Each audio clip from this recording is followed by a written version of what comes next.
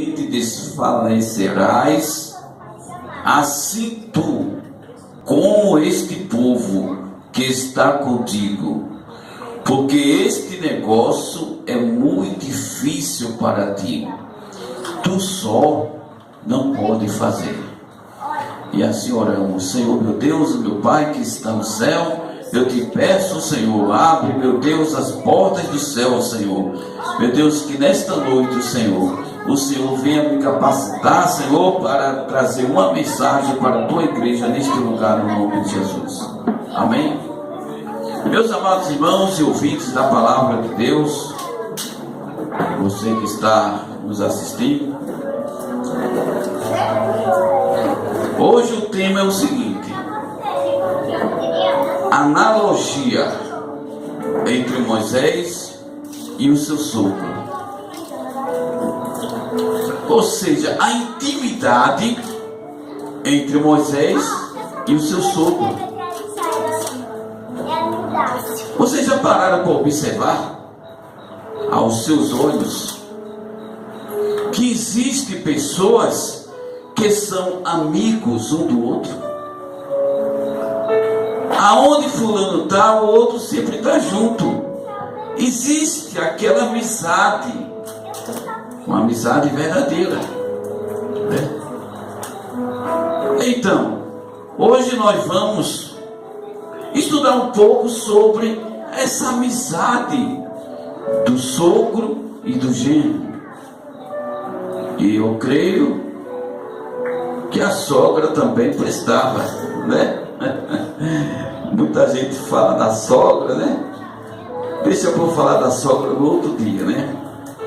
Porque o assunto hoje é falando do sogro, né? Mas a palavra de Deus, vamos lá para o livro de Êxodo. A gente só vai sair para um livro só, que é o livro de Mateus, depois de volta, né? Mas para nós entendermos um pouco, vamos começar do começo. Livro de Êxodo, capítulo 1, e o versículo 8 a 10, que diz assim: depois levantou um novo rei sobre o Egito, que não conhecera José, o qual disse a seu povo: eis que o povo dos filhos de Israel é muito e mais poderoso do que nós. Nós começamos a entender que naquela época, no tempo de José, os israelitas ficaram na terra de Gósen, mas ali tinha um faraó que era amigo de José, e ali começou a habitar tudo junto. Mas depois que entrou outro faraó, agora no tempo de Moisés, o negócio foi diferente. Não foi aquele faraó que era amigo de José. Agora nós encontramos um faraó carrasco, aonde pegava o povo de Israel e agora começava escravizando. Mas uma coisa que ele começou a prestar atenção, que o povo de Israel estava crescendo, muitos homens estavam crescendo. Então ele começou a temer na base: espera aí, tem muito homem, não pode, o povo está crescendo, a nação de Israel está ficando maior do que a nossa. Aí ele usou uma estratégia. Qual foi? Versículo 18. Então o rei do Egito chamou as parteiras e disse: por que fizeste isto, que guardaste os meninos com vida? E as parteiras disseram a Faraó: é que as mulheres hebreias não são como as egípcias, porque são vivas e já têm dado à luz os seus filhos antes que a parteira venha a ela. Ou seja, que eu não li outra parte aqui não, ele projetou no coração que todo filho homem que nascesse era jogado no rio, matava, para que a nação de Israel não fosse crescer. Agora nos diz a palavra de Deus,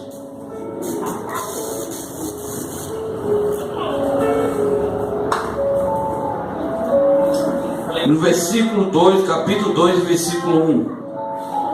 E foi-se um varão da casa de Levi, e casou com a filha de Levi. E a mulher concebeu e teve um filho, e vendo que era formoso, escondeu-o 3 meses. Agora imaginamos como no momento em que Moisés nasceu. 3 meses o menino começou a ser escondido da sociedade. Eu imagino que quando Moisés, quando ia chorar, a mãe colocava a mão na boca dele e disse: cala a boca que os homens estão passando por aí, caçando um menino para matar. Era uma agonia, 3 meses nessa agonia. Todo menino que nascia, matava. E ela começou a esconder, mas chegou um momento que esse menino, que não tinha nome, hoje, as crianças, a tecnologia aumentou muito, a mulher está grávida, já sabe que é menino, e antes do nascimento já coloca o nome de menino, Mané João, outros colocam Sebastião, né? Já coloca nome logo. O meu nome mesmo ia ser Aprígio. Eita, nome bonito. Escapei pelo triz. Viu? Já imaginou hoje, pastor Aprígio? Escapei, homenagem a meu vovô. Já se foi, deixa para lá com o nome dele. Viu? Naquela época era diferente, nasceu a criança. E agora a mãe de Moisés começou a esconder durante 3 meses. Mas era 13 meses de angústia, de tristeza, de sofrimento. Eu imagino ela dentro de casa, olha, pegaram o filho do vizinho agora mesmo, mataram a fio da espada. Eita, o vizinho sim. Meu Deus, cuidar da tua criança, o cuidado era muito grande.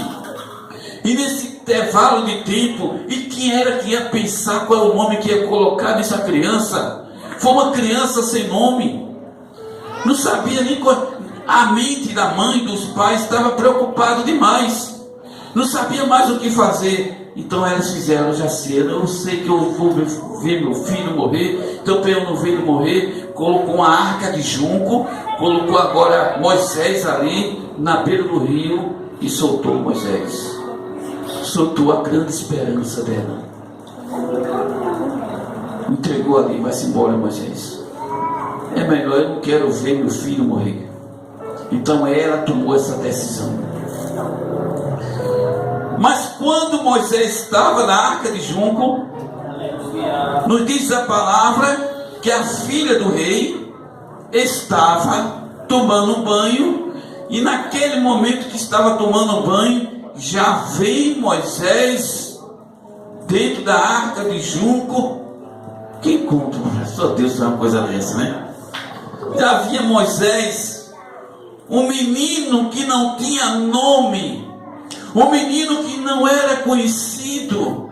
Já havia aquele menino chorando com fome naquela arca, justamente na hora em que a filha de Faraó se encontrava.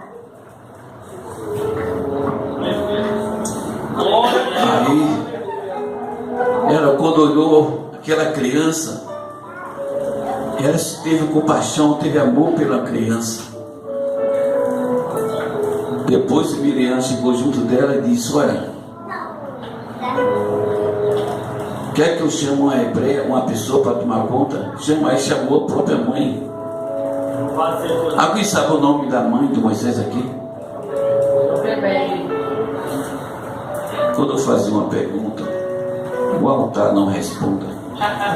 Que eu já estou falando aqui, tremendo um pouco, que só tem homem sábio aqui atrás. Deixa para a igreja responder, amém? Porque eu falar com 12 pastores atrás de mim não é fácil não, viu? Então, quando eu perguntar, deixa a igreja responder, porque aqui só tem gente mais esperto do que eu, não é? Era Joquebede, e ela começou a tomar conta da criança, amamentar a criança até um certo período. E Moisés, ele foi criado na casa de Faraó. Eu estou falando uma história, mas muita gente já conhece essa história. No capítulo 2, versículo 10: E sendo um menino já grande, ela o trouxe à filha de Faraó, a qual adotou e chamou o seu nome Moisés. Pela primeira vez na vida, pela primeira vez na história, aquela criança que está sendo jogada no rio, aquela criança que estava lá, recebeu pela primeira vez o nome, coisa que ele não tinha: Moisés. Aleluia. E Moisés começa a crescer ali dentro do Egito e aprendeu muitas coisas. Eu já vi pessoas dizer assim: Moisés era um homem analfabeto, porque era, que história é essa, analfabeto? Ele era um dos mais estudiosos da ciência egípcia. O homem estudou demais, filho de Faraó. Não é porque ele era pesado de boca, aquela coisa, isso aí é outra história. Mas o homem era estudado. E aqui nós encontramos no capítulo 2, versículo 11. Eu vou chegar lá, 11 até o 14.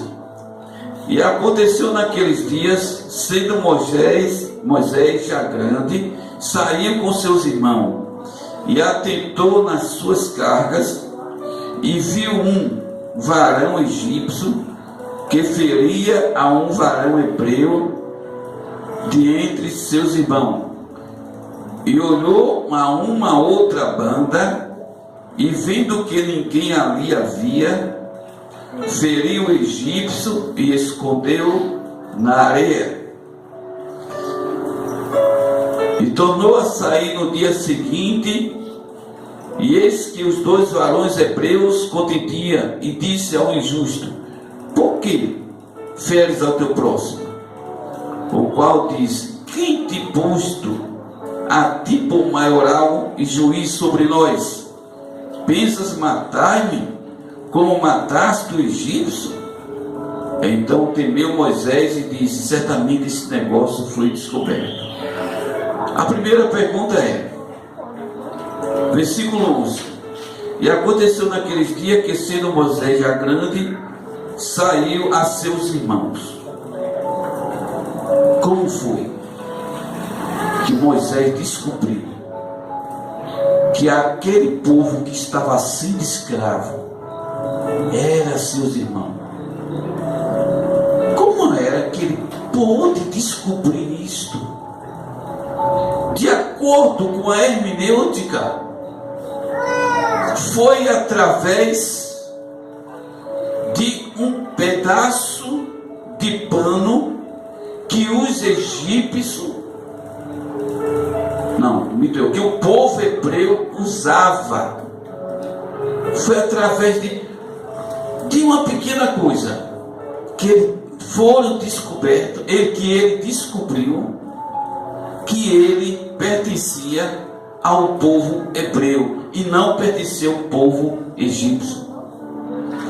E ali ele exigiu da mãe adotiva a verdade do que estava acontecendo, e ela falou para ela: realmente você é hebreu. E quando ele começou a entender que aquele povo que estava sofrendo era seus irmãos, então a mente de Moisés agora começou a pensar diferente. Peraí, Eu já vi muitas pessoas sofrendo que são meus irmãos. E agora, quando ele viu o egípcio machucando um entre os seus irmãos, ele agora chegou lá, entrou na briga e matou o egípcio. E escondeu na areia. Agora nos diz a palavra que ele olhou para um lado, olhou para o outro e ninguém viu. Ninguém viu. Foi um negócio escondido. No outro dia começou a briga.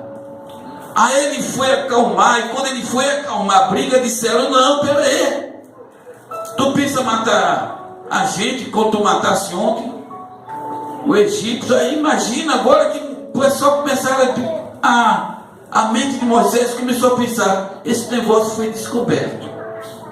E quem foi que disse? Quem foi que disse a coisa dela? O cara me respondeu. Não tinha ninguém. E quem foi que foi falar para os egípcios que Moisés tinha matado um? O que salvou. Muito bem. Parabéns para você. Nota 10. Viu? A partir de hoje, aumente mais a sua oferta. A pessoa que ficou viva, o bem que Moisés fez a ele, ter salvado ele, ele próprio foi que foi falar do que aconteceu. Então, nesse caso aí, Faraó se indignou-se muito contra ele e procurava matar Moisés. E como ele procurava matar Moisés, nos diz a palavra que ele fugiu. Capítulo 2, versículo 15. Ouvindo, pois, Faraó este caso, procurou matar Moisés. Mas Moisés fugiu de diante da face de Faraó e habitou na terra de Midian e assentou-se junto ao poço. Então ele agora foge do Egito e chega a Midian. E quando ele chega lá em Midian,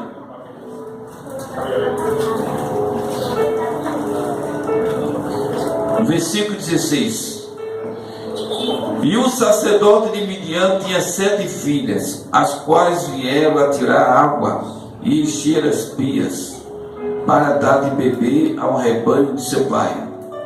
Então vieram os pastores e lançaram-no dali. Moisés, porém, levantou-se e defendeu-se e aperverou-lhe o rebanho. E vindo elas a Reuel, seu pai, lhe disse: por que tornaste hoje tão cedo? E elas disseram: um homem egípcio nos livrou da mão dos pastores, e também nos tirou água em abundância, e aperverou o rebanho. Veja só, nós sabemos que Moisés já sabia brigar, não era de hoje não. Moisés era brigão. Moisés ele era faixa preta, viu? Para dar em Moisés dava cada pulo que não é brincadeira, viu? Forte. Sabe quantos anos Moisés tinha aqui? Lá no livro de Atos dos Apóstolos, para nós ganharmos tempo, lá fala no capítulo 7, versículo 23, diz que ele tinha 40 anos de idade. E o camarada era lutador, né?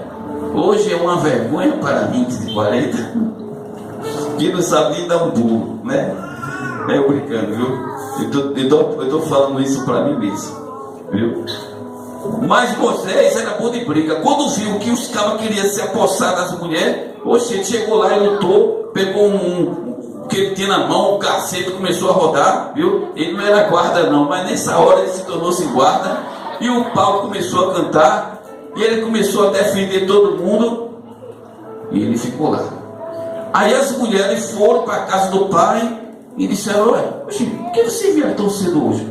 O varão egípcio nos defendeu, porque vinham os homens nos atacar, e ele chegou lá e defendeu a gente.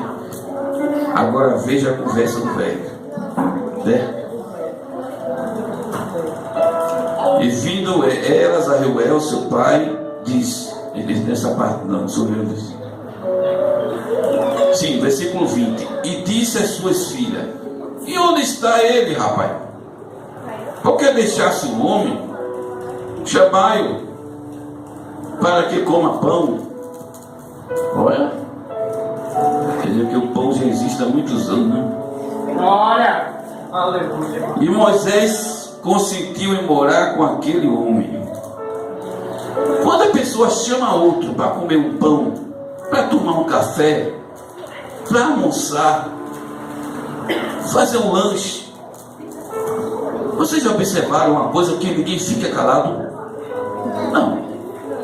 E a gente, vou falar de mim, a gente que é maduro, é comendo e falando. É comendo, falando a farinha saindo pela boca para fora. Por quê? E às vezes a pessoa está comendo, está com a boca cheia de cuscuz, e às vezes a pessoa que está conversando diz: responde, rapaz, como é que é o negócio? Eu falo, porque no meio da conversa, olha, na hora do lanche, na hora do pão, na hora do café, aparece tanta da conversa, parece que guarda toda a conversa na hora do almoço, né? Já observou? Uma vez eu estava assim perto de casa, foi uns dias já, o meu vizinho conversando, eu pensava que era uma briga. Eu disse: vai dar louco de novo, vai ser negócio de polícia. Mas não, era tudo conversando, viu? Tudo conversando. Diz que está falando um som, um tom até meio alto, né?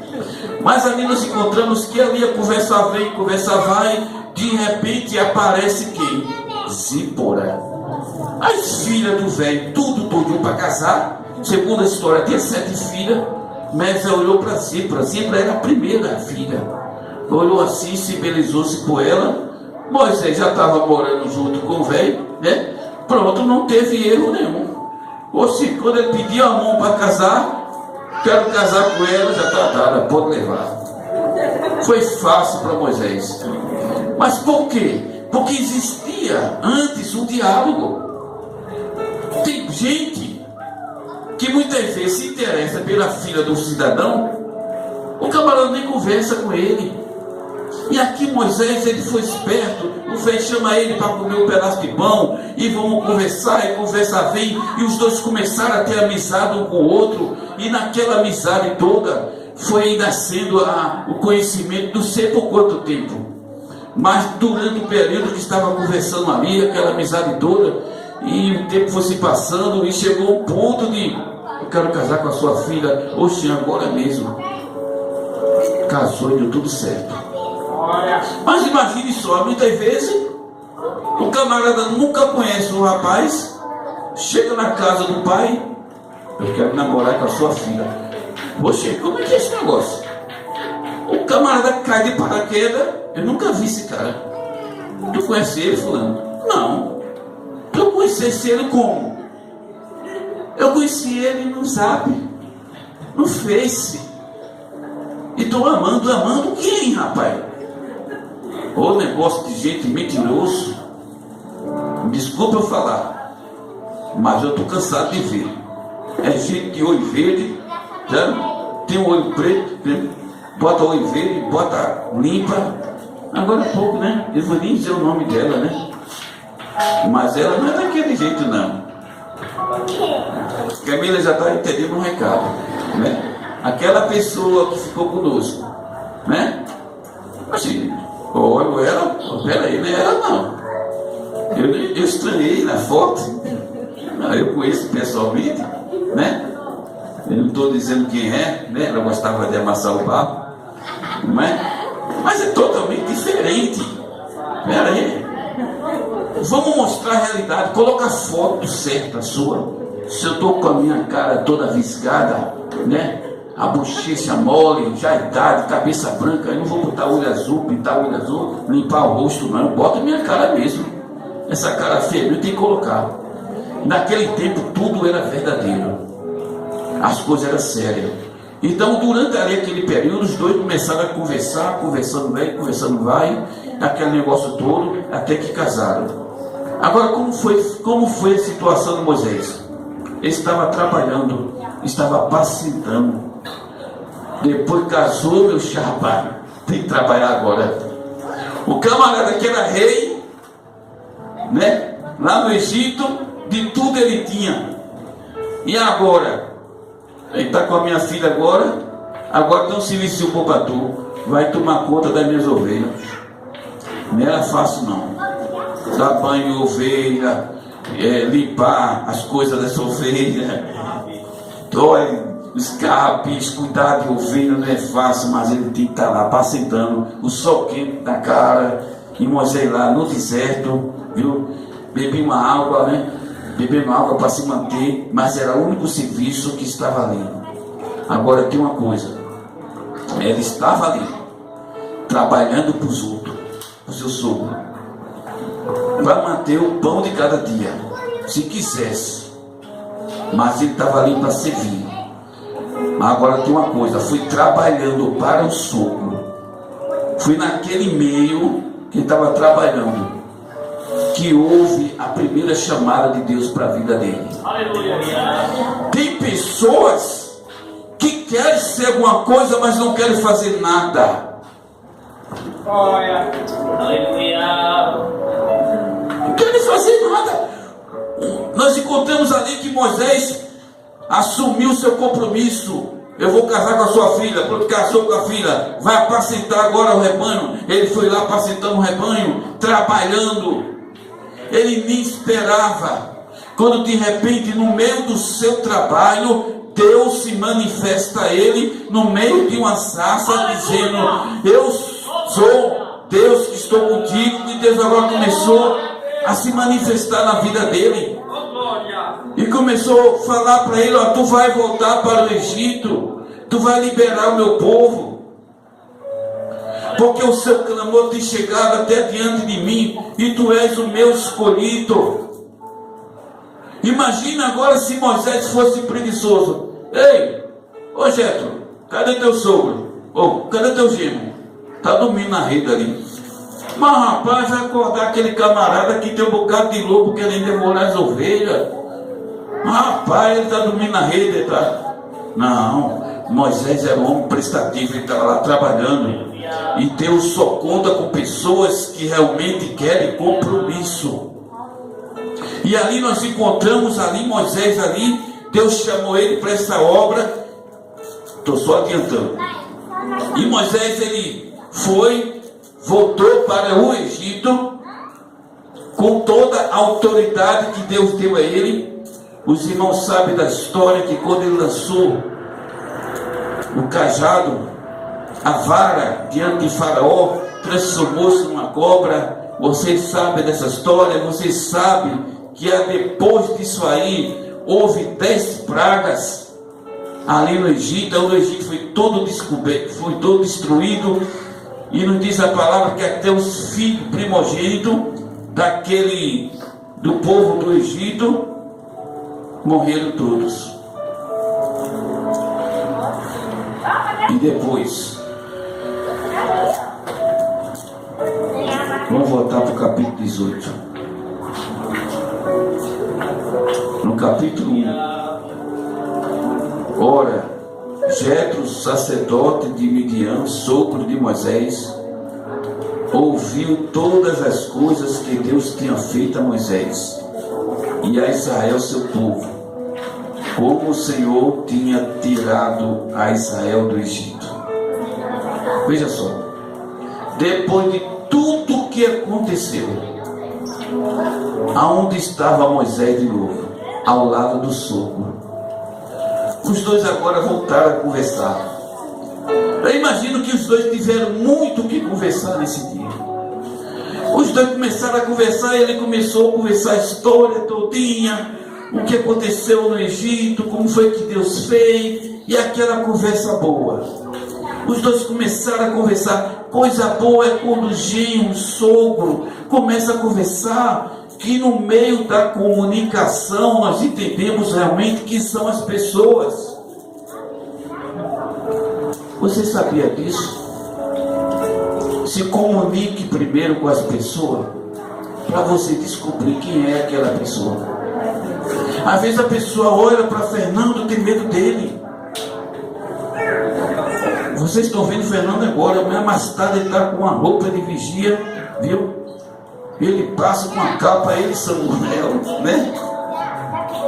O pastor também dessa igreja, quando sai, tem nego por aí que corre, lá vem os homens, né? Mas se eu começar a conversar, vai ver que é diferente, não é assim? Conversando, é que assim entende. Às vezes as pessoas não são mal. O que muitas vezes acontece é a falta de compreensão. Conversa com ele, rapaz. Entenda ele. Olha, a tua filha está se envolvendo com fulano. Olha, ele é assim, assim, assim. Conversa com ele. Procure conversar. Olha, aquele teu sogro tem cara de delegado. Ele é ruim. Vá lá e converse com ele. Tente conversar, tente dialogar, tente descobrir se realmente é isso mesmo. Nós temos que, no meio da comunicação, nós entendemos as pessoas. E até nos casais de hoje em dia não querem conversar. Quando a mulher e o marido não se conversa, aí fica aquela coisa assim, ó. Que assunto. Eu vou dizer um negócio a vocês que está tirando a conversa de casa. É o Zap, é o Face, é a televisão. Sabia disso? Hoje, antigamente, nesse tempo aqui, não tinha televisão não. A família se juntava e conversava. Era ação. Diz que esse povo aqui antigo gostava muito de comer carne de macaco assada. Alguém já comeu carne de macaco assada? Não. Eu nunca vi, o pior que eu comi. Era pegando a carne do macaco assim assada, comendo, viu? Tudo conversando. Por quê? Se eu só tenho. Está eu e Fernando aqui, os obreiros, não tem nada aqui. A gente conversa fazendo aqui, vai ser uma diferente. Mas se a gente coloca um aparelho de televisão aqui, né, a gente já fica, a atenção da gente não é mais aqui, já é ali. Então a televisão, ela está tirando a visão do povo. A família não se conversa mais. Na hora do café, do almoço, está lá a televisão ligada. E quem vem rir é a novela. Quando está passando a novela, o marido fica morrendo de fome, com medo de falar alguma coisa, de dizer assim: bota o meu café. Se dizer essa palavra, bota o meu café, tá bom, menina, calma, fica quieto, já está terminando. E o camarada fica isolado com fome. Eu digo, a novela do cão, né? Na minha casa não tem isso não, entendeu? E também aqui na igreja não tem. Isto é lá na Bélgica que tirou o Brasil da Copa, viu? Mas o que acontece é isso, às vezes está lá, a pessoa está despercebendo. Rapaz, outros estão assim no aparelho celular, está ali, o marido está conversando, sim, tá certo. Tá certo o quê? Tu faz o quê? Não, está totalmente desligado. Por quê? Porque não existe mais aquela comunicação como antes. Você sabe o que de acordo com os psicólogos, você sabe o que é, qual é a doença que caracteriza na mente de pessoas assim? Pobreza idiomática. Pastor, o que é pobreza idiomática? Antigamente, para o camarada casar com a mulher, ele tinha muita conversa. Ele chegava com a moça, sabia conversar, e às vezes o neguinho era bem feinho, pretinho, e a mulher era bem lourinha, bem bonita. Aí o pessoal, não dá nem para tua. Mas quando ele vai conversar, ela cai na besteira. Por quê? Porque o camarada é bom de lábia, é bom de papo, ele é bom de conversa, não é isso? Mas hoje em dia o camarada está tão ligado em Zap, Face, em televisão, e ela em novela, tudinho, essas coisas. Na hora de falar namoro, ele só vai falar aquilo que a mente está cheia. A memória do celular é uma, mas nós temos na nossa memória também. A memória está carregada, sabe de quê? Só de coisa ruim, de besteira. Aí o camarada vai pedir namoro, aí depois ele começa a conversar. Ué, tu viu a novela de ontem? Ué, grupo de notícias é outra coisa, não? Viu? Eu faço parte desse grupo, mas não é coisa boa, não. Viu? Mas sempre coisa ruim, a cabeça cheia de coisa ruim. Aí o cara não tem argumento de conversar com a moça. Rapaz, vai conversar com a moça? Eu vou conversar o que com ela? Aí não sabe conversar. Aí a moça se veste bem, se arruma. Tá chegando teu namorado, ué, ele vai pedir namoro é tu. Quando chega lá, aí começa. Calor, choveu muito ontem. E começa a conversar e aquele rapaz. Aí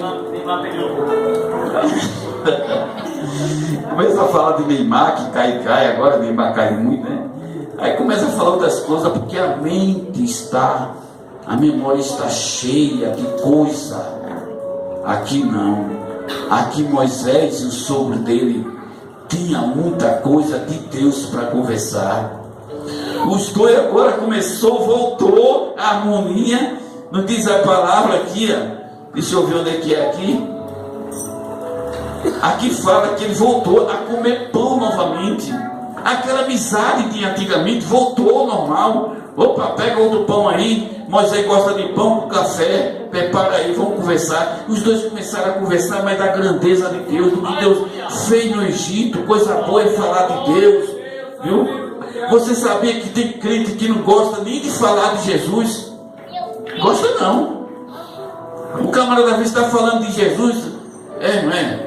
Mas olha, parece que incomoda. Mas Moisés e ele agora começaram a conversar coisas boas. Não diz a palavra do Senhor. Você sabe quantas pessoas saíram do Egito? Alguém sabe informar? Quantas pessoas saíram do Egito? Quantos? Bem, a pergunta não era para altar, né? Mas não foi 400 não, viu? No capítulo 12, versículo 37. 12:37. Veja só. Quantas pessoas saíram do Egito?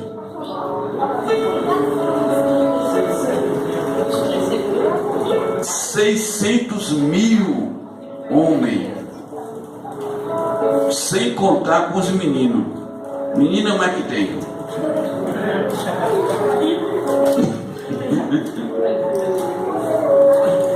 Mulheres se fala. Em toda instituição brasileira, pode observar, na igreja tem mais mulher. Aonde chega tem mais mulher.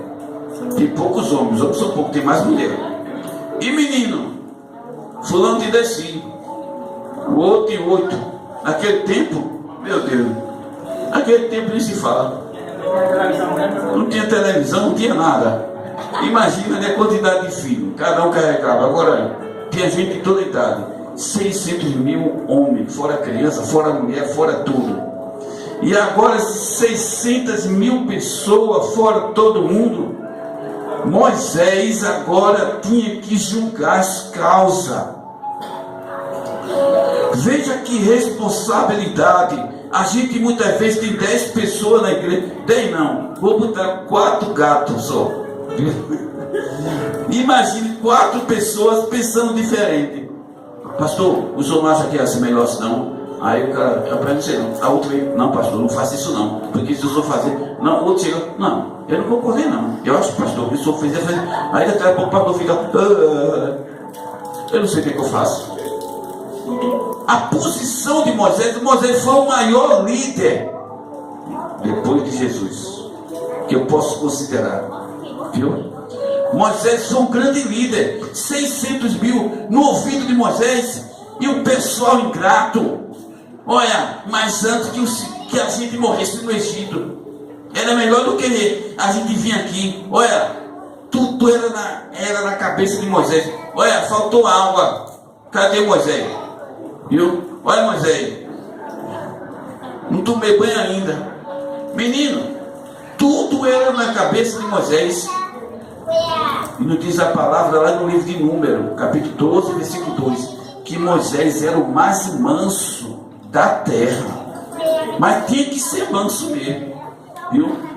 Aguentar o povo, esse povo hebreu, não foi fácil não. Todo mundo, olha, fulano fez isso, fulano fez aquilo, fulano está falando da minha vida, viu Moisés? Está falando. E agora, isso vai resolver o quê? Tem calma, Moisés nem resolveu ainda, já vem outro. Ei, e o negócio que fulano não me pagou ainda, aí como é que vai ficar? Uma pessoa que não tiver nervo, me dá metralhadora. Oxe, vai endoidar outro, menino? É muita gente no pé do ouvido, de noite a dia. E Moisés estava assumindo uma congregação com 600 mil homens. Imagina, virando da mais de 1.800 pessoas. Pelo amor de Deus, era muita gente. Olha, fulano está morrendo de fome. Moisés, meus filhos estão passando necessidade. Olha, não tem leite não. Eita, rapaz, tudo no ouvido de Moisés. E Moisés estava com atitude. Aí nessa hora que ele estava tão assim, apareceu quem? Um amigo, um sogro, um pai, viu? Estava olhando para Moisés, olhando aquela situação de Moisés, coitado, se compadeceu de Moisés. Agora veja o que o sogro diz, hein?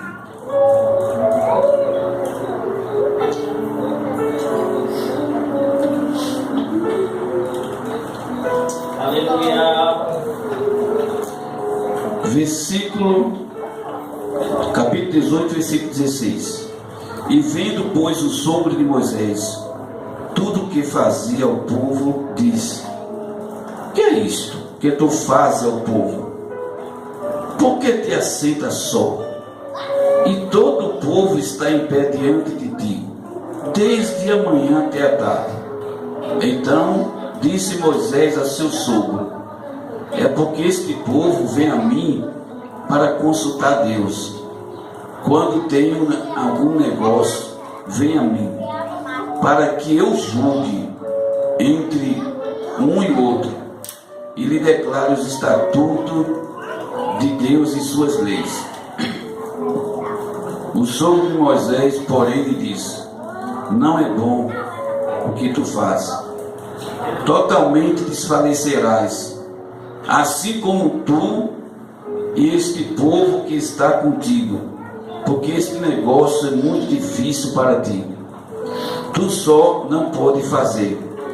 Uma coisa que nós temos que entender: embora que o povo ali não reconhecesse, mas o sogro de Moisés começou a observar: tu não vai ter condição de fazer não, tu sozinho não faz nada não, porque tu é de carne e osso, tu é igual a gente. Moisés já estava com uma certa idade, e quando a pessoa chega a certa idade, aí vem o que? Hérnia de disco, osteoporose, artrite, artrose, bico de papagaio, diabetes, pressão alta, vem tudo, próstata, vem a carrada de coisa aqui. Mas aí não tinha mais saúde, pedra no rio, tanta coisa que vem. Quando vai chegando a idade, é uma série de coisas que vem para a pessoa. E Moisés já velho, numa situação como essa, agora para administrar um povo. Aí o sogro dele disse: olha, ouve agora a minha voz, eu te aconselharei, e Deus será contigo. Se tu pelo povo diante de Deus, e leva tu as coisas de Deus, declara os estatutos e as leis, faz ele saber o caminho em que deves andar e a obra que deve fazer. Olha o primeiro conselho dele, qual foi? Deu para entender? Declara o estatuto e as leis. Eu imagino agora, o primeiro conselho dele: escreva no papel as leis, o estatuto que isso aí sirva para muitos pastores. Estou aprendendo, viu? Que toma conta da igreja. Muitos líderes pegam os estatutos da sua igreja, escreva, está aqui, ó. Tu quer fazer parte aqui? Está aqui os estatutos aí. Leve, estude. Quando as pessoas olhavam, tá certo. Moisés, ele fez os estatutos, já organizou, está tudo aqui. Imagina Moisés escreveu um bocado de coisa. Olha, falar palavrão disciplinado, fazer isso é disciplina, fazer isso, aquilo, outro, fazer isso aprende de cora, fazer isso. Começou a estabelecer uma norma de estatuto. Foi a primeira coisa que ele fez. Vê o segundo conselho, 21.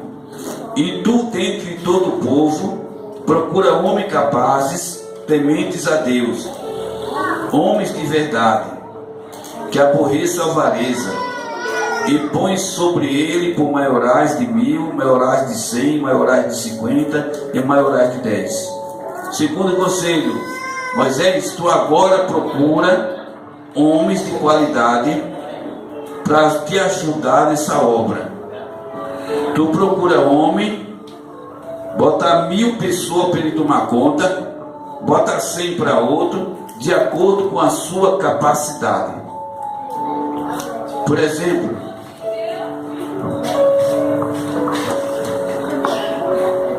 aqui está o cooperador do Sião. Vou abrir uma congregação ali. A congregação ali tem 500 pessoas. Vai você tomar conta.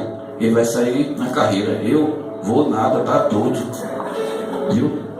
Não, Luciano, ali tem uma igrejinha. Tem 10, 15 pessoas. Tá, pastor, eu vou para lá. O que nós aprendemos com isso? É de acordo com a capacidade. Viu? Não estou querendo ninguém que é melhor do que ninguém, não. Tem uma igreja ali que tem 400 pessoas.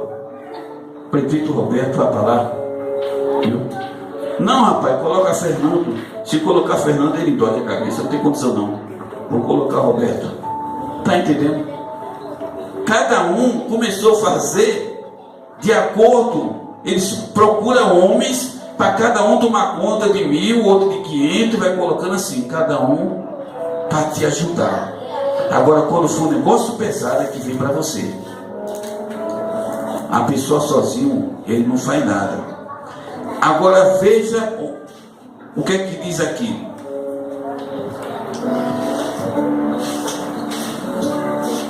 Que aborreça a avareza. A pessoa que quer tomar conta de igreja tem que aborrecer a avareza. Aborrecer a avareza, sabe o que significa isso? Aborrecer o amor ao dinheiro. Tem muitos pastores por aí que não aborrecem dinheiro, ama dinheiro. Não é que você vai olhar por dinheiro e dizer assim: eu estou aborrecido com você, R$100, sai da minha frente. Não, não é dessa forma, não. Quando se fala aborrecer a avareza, é que você não pode ter amor ao dinheiro. Eu vou fazer a obra de Deus. Mas o pastor vai dar conta para tu tomar conta da obra. Vai dar conta. Meu amigo, se saia disso. Não fale dinheiro, não. Não fale dinheiro, não. A pessoa quer tomar conta da igreja? Primeiro ponto, aborreça a avareza. Foi a ordem aqui de Deus. Procura homens que queiram compromisso, que aborreça a avareza. Uma pessoa que é avarento, que tem amor ao dinheiro, que é doido por dinheiro, sabe quantas vezes ele vai prestar para tomar conta da igreja? Nenhuma. Deixa essa parte de dinheiro, viu? Não podemos amar dinheiro, não. Temos que amar as pessoas. Esse é um dos pontos fundamentais. Até hoje, existem pessoas que não pregam dessa forma. O negócio dele é dinheiro. O pastor falou tomar conta dali, mas ele vai dar conta tu. Engraçado, parece. Minha gente, vamos ser sinceros. Vou terminar agora. Eu já estou estressado já com algumas coisas. Eu tenho um cara de rico. Ainda bem que um acertou. Você? Eu tenho um cara de rico, tem? Samuel tem cara de rico. Ontem, uma pessoa ligou para mim. Pastor, estou aperreado. Me ajude. Pelo amor de Deus, o que foi dessa vez? Não é do nosso ministério. Meu, tem como o senhor arrumar R$300? Eu quase que dizia para ele, não tinha dinheiro nem para comer. Arrumar 300 conto como? Aí ele contou a situação que estava passando. Eu digo, eu lamento muito. Mas fazer o quê? Eu não tenho. Agora tem aquela coisa. Pastor, me deu uma ajuda. Aí eu vou ver o que eu posso fazer para ajudar. Mais de cada 300 conto. Samuel tem não? Quem Samuel? Samuel não tem não. Eu paguei a igreja. Essa semana Samuel gastou com a festividade da neta devendo algumas coisas. Não tenho não. Mas pastor, eu não sou rico não. E gostaria muito de ter para ajudar. Porque se for para eu enricar e não ajudar ninguém, eu quero ficar na esmola. Eu quero morrer pobre mesmo, não tem problema não. Se eu tiver um carro, se não for para servir a obra, eu prefiro nunca ter um carro. O meu sonho é ter um carro, tem uma Kombi aí, já tem motorista aqui. Para mim não, para a igreja. Então ele vai realizar meu sonho, viu? E colocar uma Kombi aí na porta da igreja para servir a todo mundo, viu? Se o pneu tiver carrega, depois compra. Se estourar, estourou, não tem problema não. Mas é para a igreja, viu? Ainda ontem uma pessoa ofereceu a mim. Eu tenho um carro de 4 mil contos. Esse carro custa 4 mil. Se o senhor quiser, a gente faz negócio. Eu digo, não faço, porque eu não tenho condição. Mas pastor, não é bom para a igreja? É, mas eu não tenho condição. Agora, se eu tivesse pelo menos metade, eu dizia, toma os 2 mil contos e o resto parcela, a gente parcela. E o carro fica para a igreja. Porque tudo que a gente tem, temos que colocar Deus em prioridade. Amém?